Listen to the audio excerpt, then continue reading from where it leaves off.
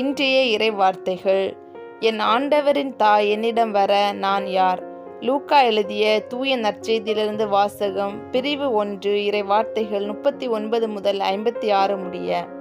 அக்காலத்தில் மரியா புறப்பட்டு யூதேயா மலை நாட்டில் உள்ள ஓர் ஊருக்கு விரைந்து சென்றார். அவர் செக்கரியாவின் வீட்டை அடைந்து எலிசபெத்தை வாழ்த்தினார். மரியாவின் வாழ்த்தை எலிசபெத்து கேட்டபொழுது அவர் வயிற்றில் இருந்த குழந்தை மகிழ்ச்சியால் துள்ளிற்று. எலிசபெத் தூய ஆவியால் முற்றிலும் ஆள்கொள்ளப்பட்டார். அப்போது அவர் உரத்த குரலில், பெண்களுக்குள் நீர் ஆசி பெற்றவர், உம் வயிற்றில் வளரும் குழந்தையும் ஆசி பெற்றதே. என் ஆண்டவரின் தாய் என்னிடம் வர நான் யார்? உம் வாழ்த்துரை என் காதில் விழுந்ததும் என் வயிற்றினுள்ளே குழந்தை பேறு வகையால் துள்ளிற்று. ஆண்டவர் உமக்கு சொன்னவை நிறைவேறும் என்று நம்பிய நீர் பேறு பெற்றவர் என்றார். அதை கேட்ட மரியா பின்வருமாறு கூறினார்: ஆண்டவரை எனது உள்ளம் போற்றி பெருமைப்படுத்துகின்றது. என் மீட்பராம் கடவுளை நினைத்து எனது மனம் பேறு வகை கொள்கின்றது. ஏனெனில் அவர் தம் அடிமையின் தாழ்நிலையை கண் நோக்கினார்.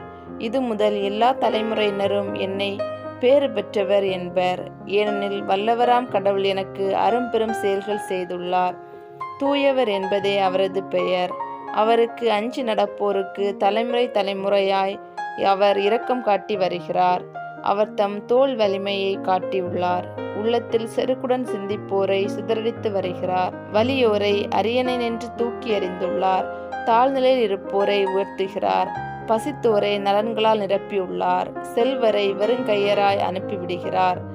மூதாதையருக்கு உரைத்தபடியே அவர் ஆபிரகாமையும் அவர் தம் வழிமரபினரையும் என்றென்றும் இரக்கத்தோடு நினைவில் கொண்டுள்ளார். தம் ஊழியராகிய இஸ்ரேலருக்கு துணையாக இருந்து வருகிறார். மரியா ஏறக்குறைய 3 மாதம் எலிசபெத்தோடு தங்கியிருந்த பின் தம் வீடு திரும்பினார். இது ஆண்டவர் வழங்கும் அருள்வாக்கு. இறைவா உமக்கு நன்றி.